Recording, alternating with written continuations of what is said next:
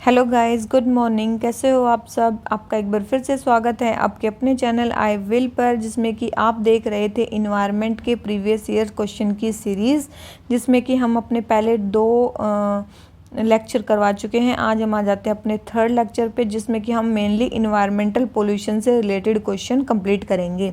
ठीक है, तो चलिए आज का लेक्चर शुरू करते हैं। अगर आपको इसकी पीडीएफ चाहिए प्रीवियस ईयर क्वेश्चन की, तो आप हमारे टेलीग्राम चैनल को ज्वाइन कर सकते हैं, जिसका लिंक हमने डिस्क्रिप्शन बॉक्स में प्रोवाइड कर रखा है।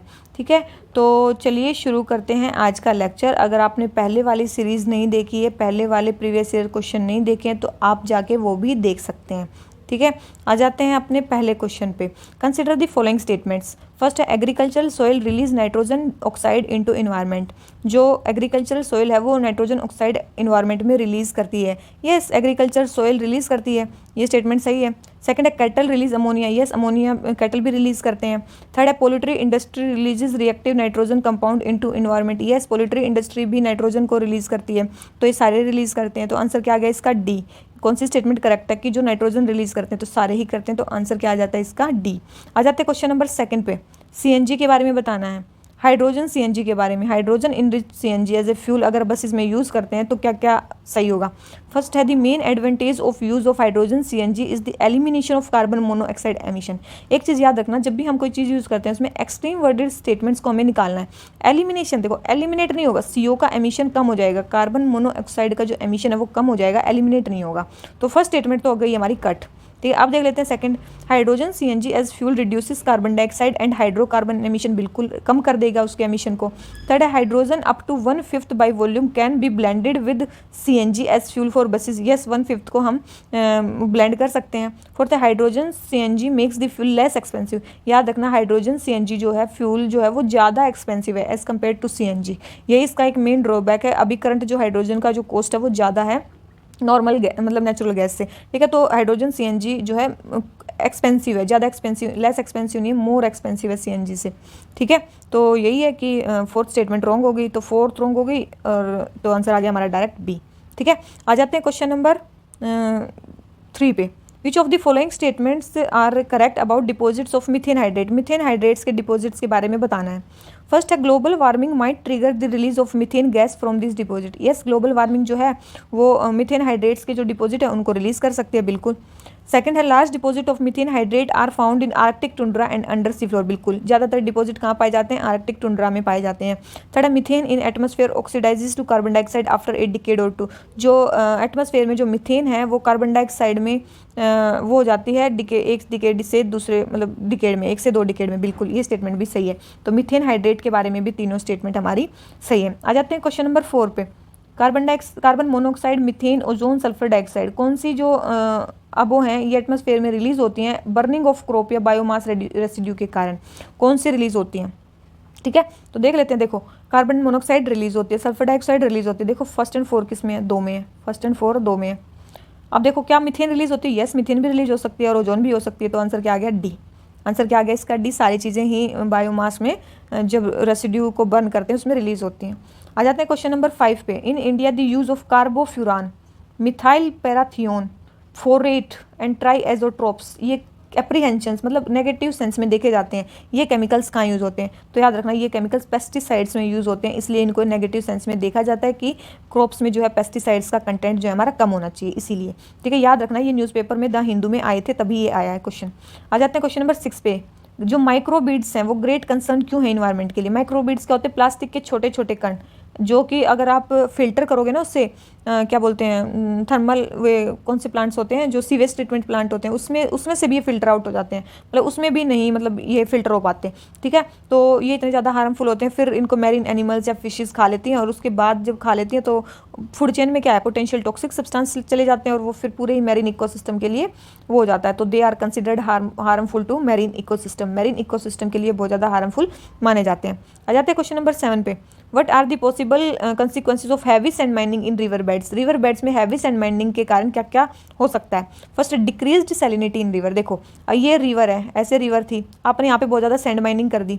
ठीक है, तो बाई चांस मान लो यहाँ पे सी है, ठीक ठीक है, यहाँ पे सी है, अगर यहाँ पे सी है, इसकी सेगमेंटिंग कर दिया तो क्या होगा, ये बैंक सा टूट जाएगा। अगर बैंक सा टूट जाएगा तो क्या होगा, इसका जो माउथ है वो थोड़ा चौड़ा हो जाएगा। अगर माउथ चौड़ा हो जाएगा तो क्या होगा, ये सी का जो वाटर है वो इसके अंदर आ जाएगा। किसके अंदर, रिवर के अंदर। अगर इस सी का वाटर अगर रिवर के अंदर आ जाएगा तो उससे क्या होगा, सैलिनिटी बढ़ेगी, घटेगी तो नहीं, तो उससे क्या होगी, सैलिनिटी बढ़ेगी। तो इसकी जो है अगर पॉसिबल मतलब सैंड माइनिंग अगर कर देते हैं हैवी, तो जो सैलिनिटी है वो बढ़ने के चांसेस ज़्यादा हैं। तो फर्स्ट स्टेटमेंट रॉन्ग, अगर फर्स्ट स्टेटमेंट रॉन्ग होगी तो डायरेक्ट हमारा आंसर आ गया बी। इसका मतलब pollution of ground water, yes ground water का पोल्यूशन हो जाता है। क्यों, क्योंकि क्या होता है, सैंड, देखो जैसे ये रिवर है, रिवर के बेड पे क्या हो जाता है, बहुत सारी वो होती है सैंड। अगर उस सैंड पे क्या होता है, बहुत सारे पोल्यूटेंट्स यहीं पे आके डिपॉजिट हो जाते हैं, वो नीचे नहीं जाने देती उनको। अगर नीचे नहीं जाने देती तो क्या हो जाता है, ये फायदा ही है ना, तो ग्राउंड वाटर पोल्यूट नहीं होता है। तो अगर ये हटा दोगे आप तो क्या होगा, ग्राउंड वाटर पोल्यूट हो जाएगा। थर्ड है lowering of water table, water table lower हो जाएगी। ये भी स्टेटमेंट सही है। क्यों, क्योंकि सैंड में क्या है, बहुत सारी एक्वीफर लेयर होती है। एक्वीफर लेयर होती है, एक्वीफर लेयर क्या होती है, जो वाटर को पूरी वाटर से परमेबल होती है, पूरे वाटर को अंदर जाने देती है। तो अगर ये वाली लेयर खत्म होगी तो क्या होगा, बहुत सारी इम्परमेबल लेयर बच जाएंगी जो वाटर को नीचे जाने ही नहीं देंगी। ठीक है, तो इसलिए भी वाटर का जो टेबल है वो नीचे हो जाएगा। तो आंसर क्या आ गया इसका, सी। ठीक है, आ जाते हैं क्वेश्चन नंबर 8 पे। बायोलॉजिकल ऑक्सीजन डिमांड के बारे में हमें बताना है। Biological oxygen demand, biological oxygen demand क्या होती है, जब भी किसी मान लो वाटर सोर्स में या कहीं पे भी गंदे नाले में या कहीं पे भी जब ऑर्गेनिक पोल्यूटेंट्स जाते हैं या कोई भी पोल्यूटेंट्स गिराए जाते हैं, ठीक है, तो वहाँ पे क्या हो जाता है, माइक्रो ऑर्गेनिजम्स उसको खाने के लिए वो होते हैं, मतलब वो होंगे, प्रोड्यूस होंगे, या फिर मतलब ज़्यादा हो जाएंगे, वहाँ पे आएंगे उनको खाने के लिए। तो उनको क्या होगी, वो कुछ होते हैं एरोबिक बैक्टीरिया, उनको क्या होगी, ऑक्सीजन की रिक्वायरमेंट होगी उस जो मैटर है उसको डिग्रेड करने के लिए, डिकम्पोज करने के लिए। तो उसी को बोलते हैं जो बायोलॉजिकल ऑक्सीजन डिमांड। बायोलॉजिकल मतलब जो वहाँ पे माइक्रो ऑर्गेनिज्म है वो ऑक्सीजन की डिमांड कर रहे हैं। जितनी ज़्यादा होगी इसका मतलब, जितनी बायोलॉजिकल ऑक्सीजन डिमांड ज़्यादा होगी इसका मतलब उतना ज़्यादा पोल्यूटेड वाटर है या जो भी पोल्यूटेड है वहाँ पे। तो किसको मापने के लिए मेन ये यूज़ होता है, मेनली क्या है, पोल्यूशन ऐसे in aquatic ecosystem. Aquatic ecosystem में मेनली ये वो मापने के लिए यूज़ होता है, क्या, पोल्यूशन का लेवल। ठीक है, आ जाते हैं क्वेश्चन नंबर 9 पे। किस में क्या पाया जाता है, किस में क्या पाया जाता है। सबसे पहले लिपस्टिक, लिपस्टिक में लेड, यस मेनली जो कॉस्मेटिक के सामान होते हैं उसमें मेनली लेड पाया जाता है। ठीक है, soft drink, yes brominated vegetable oil इसमें भी पाया जाता है। और Chinese food, yes monosodium glutamate, Maggi जिसके कारण बैन हुई थी, मोनोसोडियम ग्लूटामेट वही है, यस चाइनीज़ फूड में तो ये पाया जाता है। फ्लेवर इन्हेंसर है, तो यस ये तीनों ही स्टेटमेंट सही हैं, तीनों ही यूज़ होते हैं इनमें, तो आंसर आ गया डी। आ जाते हैं क्वेश्चन नंबर 10 पे। In the cities of our country which among the following atmospheric gases are normally considered in calculating the value of air quality index. Air quality index में कौन कौन सी यूज़ होती हैं, तो एक बार मैं पहले भी करवा चुकी हूँ एयर क्वालिटी इंडेक्स के बारे में, फिर से सुन लो। ठीक है, फिर से सुन लो, मेन चीज़ याद रखो, इसमें CO2 और मीथेन ये दो नहीं है। अब देख लो कहाँ पे नहीं है, CO2 इसमें नहीं है, फर्स्ट काट दो, फर्स्ट काट दो, फर्स्ट काटते ही आपका आंसर आ गया बी, तो आंसर आ गया इसका। ठीक है, तो और मेनली इसमें है कौन कौन सी, याद रखना, PM10, PM2.5, NO2, SO2, O3, NH3, PB lead और CO कोबाल्ट। ये सारे 8 केमिकल्स एयर क्वालिटी इंडेक्स में मापे जाते हैं। ठीक है, और मेनली कितनी 6 कैटेगरीज में इसको डिवाइड किया जाता है, गुड बैड ऐसे कुछ कैटेगरीज में इसको डिवाइड किया जाता है। ठीक है, तो ये क्वेश्चन आया था पहले भी, ये करवा चुकी हूँ मैं, तो इसका आंसर हो गया बी। आ जाते हैं क्वेश्चन नंबर 11 पे। फ्लाई ऐश के बारे में हमें बताना है। फ्लाई ऐश के बारे में कितने स्टेटमेंट दे रखे हैं। ठीक है, फर्स्ट है fly ash can be used in production of bricks for building construction, yes bricks बनाने में फ्लाई ऐश का यूज हो सकता है। सेकंड है fly ash can be used as replacement for some of the Portland cement content of concrete, yes कुछ मतलब वो सीमेंट को रिप्लेस करने में भी काम हो सकता है। Third fly ash is made up of silicon oxide and calcium oxide only, only को हटा दो, ओनली वाली स्टेटमेंट तो गलती होती है, और भी कुछ हो सकता है, कोई टॉक्सिक एलिमेंट नहीं होता, नहीं भाई टॉक्सिक एलिमेंट भी होते हैं जैसे कि लेड हो गया, आर्सेनिक हो गया और मरकरी हो गया, ये सारे भी होते हैं उसमें। तो third statement wrong, first and second statement सही है, तो थर्ड रॉन्ग है। ठीक है, आ जाते हैं क्वेश्चन नंबर 12 पे। क्या बोलता है, brominated flame retardant, flame retardant मतलब जो फ्लेम ना लगने दे, मतलब जो आग ना लगने दे, बहुत सारे हाउस होल्ड प्रोडक्ट्स में यूज़ होते हैं जैसे कि मैट्रेस हो गया, अपहोल्स्ट्री हो गया। तो इसके बारे में गलत चीज़ें क्या, मतलब कंसर्न क्या है अगर हम इसको यूज़ करते हैं तो देखो, they are highly resistant to degradation in environment, बिल्कुल, एक तो ये डिग्रेड नहीं होते इन्वायरमेंट में। सेकंड है they are able to accumulate in humans and ये एक्युमुलेट हो जाते हैं ह्यूमन्स और एनिमल्स में। इसको क्या बोलते हैं, बायोमैग्निफिकेशन भी बोलते हैं। ठीक है, बायोमैग्निफिकेशन की प्रोसेस को भी बोलते हैं। तो दोनों ही स्टेटमेंट सही हैं, तो आंसर क्या आ गया सी। ठीक है, आ जाते हैं 13th पे। क्या है, which of the following adds carbon dioxide to carbon cycle on planet Earth. Planet Earth पे कार्बन डाइऑक्साइड को कौन ऐड करता है कार्बन साइकिल में, मतलब एटमॉस्फेयर में कौन रिलीज करता है कार्बन डाइऑक्साइड को। वोल्केनिक एक्शन यस करता है, रेस्पिरेशन यस करता है, फोटोसिंथेसिस नहीं करता। क्यों, फोटोसिंथेसिस में यूज होती है कार्बन डाइऑक्साइड, ठीक है। तो थर्ड तो नहीं करता, अगर थर्ड नहीं करता तो फर्स्ट एंड सेकंड करते हैं, तो डायरेक्ट आंसर आ गया फर्स्ट, सेकंड एंड फोर्थ। इसका मतलब जब ऑर्गेनिक मैटर डिके होता है तब भी कार्बन डाइऑक्साइड निकलती है। आ जाते हैं क्वेश्चन नंबर 14 पे, which of the following are some important pollutant release by steel industry. Steel industry कौन से मेनली जो वो है वो रिलीज करती है, तो यस सल्फर के ऑक्साइड, नाइट्रोजन के oxide, carbon monoxide, carbon dioxide सारे ही रिलीज करती है स्टील इंडस्ट्री। आंसर आ जाता है डी। आ जाते हैं क्वेश्चन नंबर 15 पे, acid rain is caused by pollution of environment by, मतलब एसिड रेन जो है वो होती है इन्वायरमेंट में पोल्यूशन के कारण। तो कौन सी स्टेटमेंट सही है, तो देखो एसिड रेन मेनली किसके कारण होती है, फर्स्ट है कार्बन डाइऑक्साइड एंड नाइट्रोजन, याद रखना हमेशा नाइट्रोजन और सल्फर के ऑक्साइड्स के कारण होती है एसिड रेन। तो देखो नाइट्रोजन ऑक्साइड और सल्फर ऑक्साइड के कारण होती है मेनली एसिड रेन, ठीक है। आ जाते हैं क्वेश्चन नंबर 16 पे, फोटोकेमिकल स्मोक। देखो याद रखना, फोटो मतलब लाइट, मतलब सनलाइट होनी चाहिए सबसे पहले, तो जहाँ पे लाइट नहीं है उसको काट दो। इवनिंग लो टेम्परेचर, लाइट को काट दो, सबसे पहले लाइट होनी चाहिए, 50-50 पे आप आ गए हो। उसके बाद याद रखना नाइट्रोजन का ऑक्साइड होना चाहिए इसमें, ठीक है। देखो इसमें नाइट्रोजन का ऑक्साइड एक में ही दे रखा, तो आंसर क्या आ गया ए, फोटोकेमिकल स्मोक NO2O3 पर oxy acetyl nitrate in presence of sunlight, ठीक है। आ जाते हैं क्वेश्चन नंबर 17 पे, क्या बोलता है, which of the following can be found as pollutant in drinking water in some parts of India. कुछ पार्ट्स में पाया जाता है, तो देखो कौन सा पाया जाता है, मेनली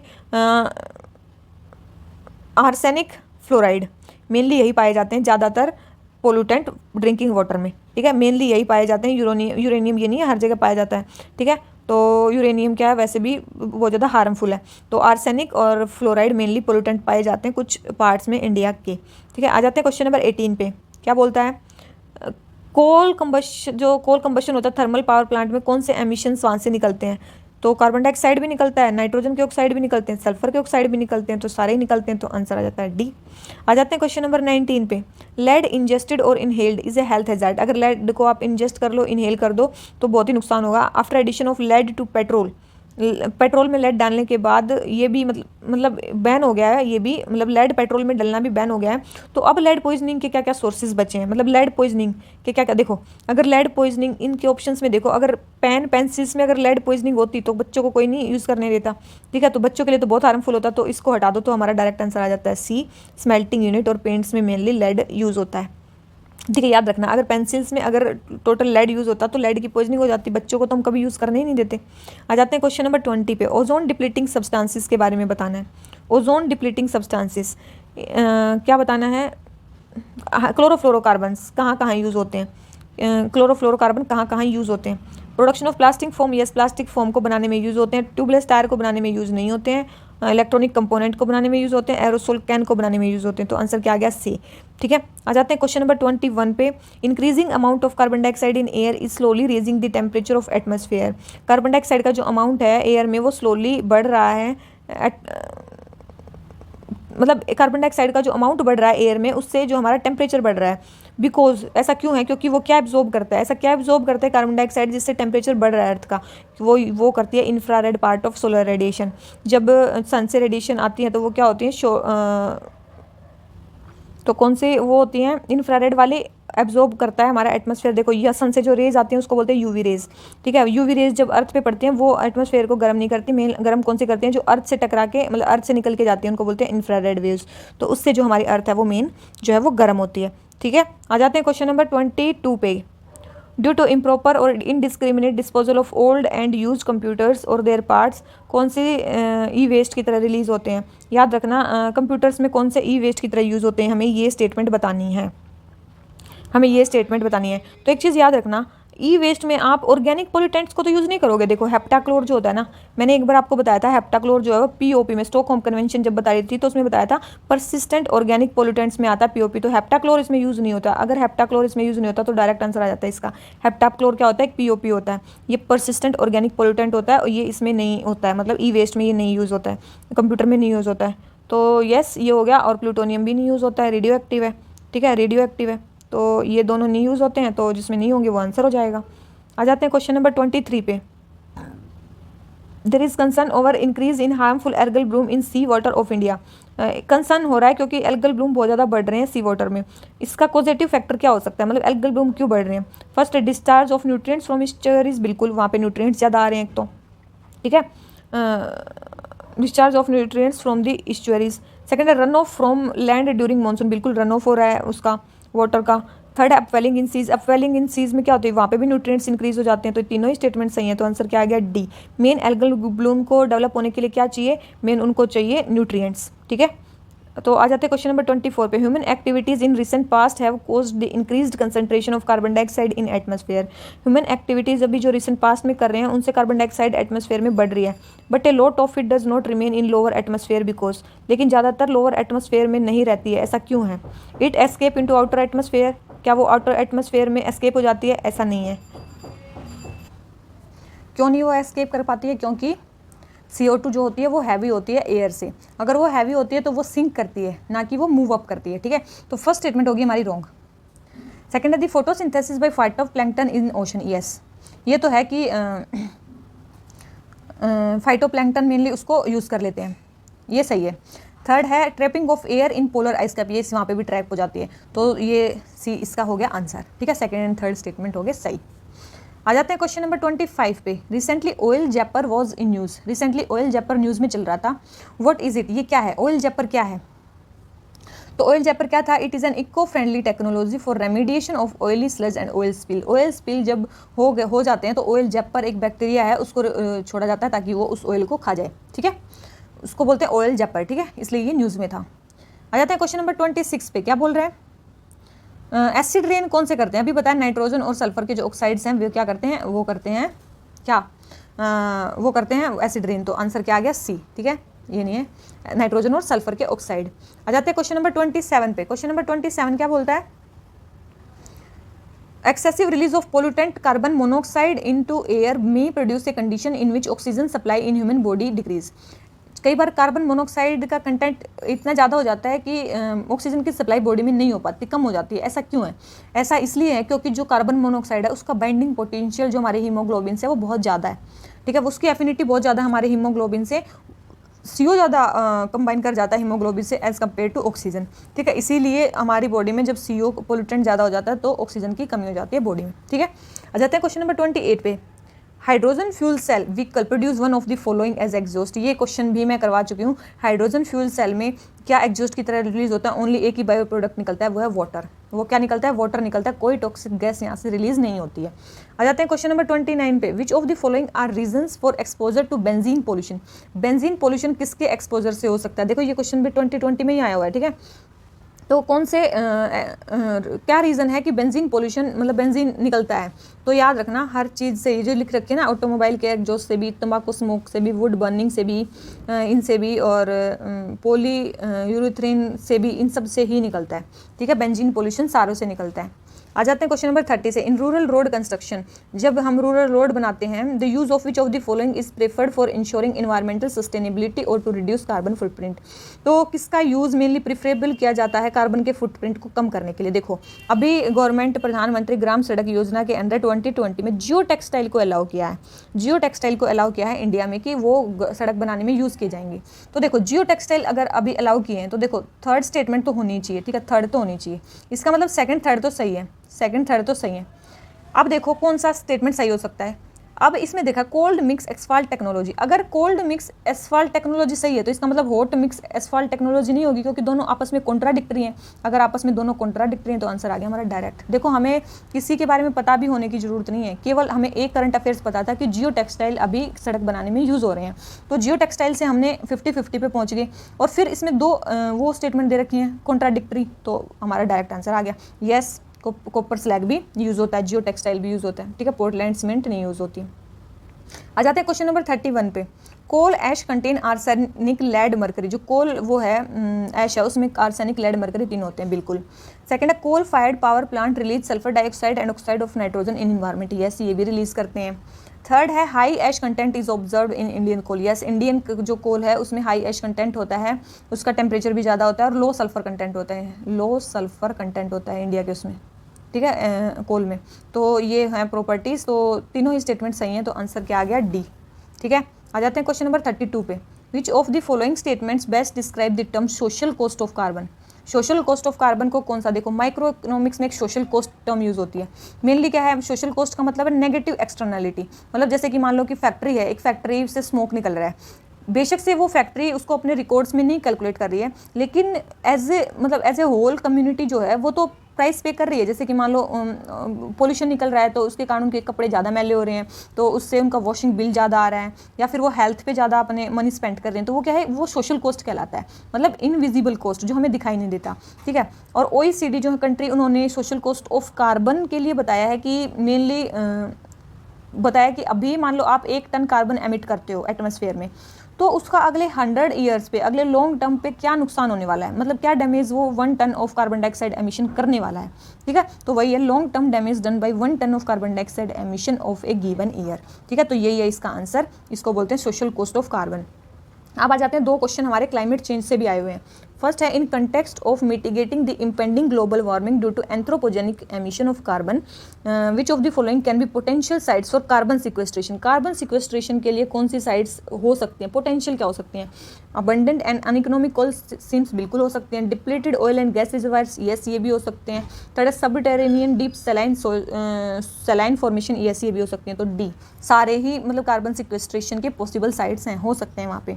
सेकंड है, the formation of ozone hole in Antarctica region has been a cause of concern. Ozone hole Antarctica region में जो बना वो कॉज ऑफ कंसर्न रहा है। तो उसके बनने के मतलब मेन ओजोन होल वो बना ही क्यों वहाँ पे, ट्रोपोस्फेरिक टर्बुलेंस के कारण। देखो ट्रोपोस्फेरिक टर्बुलेंस के कारण नहीं, क्योंकि मेन जो ये ओजोन होल है ये कहाँ पे है, स्ट्रेटोस्फेयर में है। तो presence of prominent polar front, stratospheric cloud and inflow of chlorofluorocarbon, chlorofluorocarbon के इनफ्लो के कारण स्ट्रेटोस्फेरिक क्लाउड और पोलर फ्रंट बनने के कारण मेनली जो ओजोन होल है वो बना है, ठीक है। याद रखना, बहुत ही इंपॉर्टेंट स्टेटमेंट है ये ओजोन होल के बारे में। तो देखो आज हमारे जितने भी क्वेश्चन है क्लाइमेट चेंज और इन्वायरमेंटल पोल्यूशन से रिलेटेड वो भी हम कंप्लीट कर चुके हैं, ठीक है। हमारे 3 लेक्चर कंप्लीट हो चुके हैं, ठीक है। इसी तरह हमारी सीरीज से जुड़े रहने के लिए बने रहिए। अगर आपको लेक्चर अच्छा लगा हो तो प्लीज़ लाइक करो, चैनल को सब्सक्राइब करो, और हमारी इनकी पीडीएफ्स देखने के लिए आप हमारे टेलीग्राम चैनल को ज्वाइन कर सकते हो। और हमारे चैनल पे वैसे भी आप जाके देख सकते हो कि कैसी कैसी हमने सीरीज़ चलाई हुई हैं। हमारी जैसे कि इकोनॉमी की सीरीज़ है वो कंप्लीट हो चुकी है, ठीक है। हमारी ज्योग्राफी की सीरीज़ कंप्लीट हो चुकी है, हमारी पॉलिटी की सीरीज़ अप्रोक्स कंप्लीट ही है, ठीक है। उसके बाद अभी इन्वायरमेंट की चल रही है, साइंस टेक की हम कंप्लीट करा चुके हैं। तो इस तरह से हम बहुत सारी प्री से पहले लगभग सारे जितने भी सब्जेक्ट्स हैं, इंपॉर्टेंट सब्जेक्ट्स, उनकी सीरीज़ कंप्लीट करा देंगे। तो इसी तरह हमारे चैनल से जुड़े रहिए। So thank you very much, bye bye.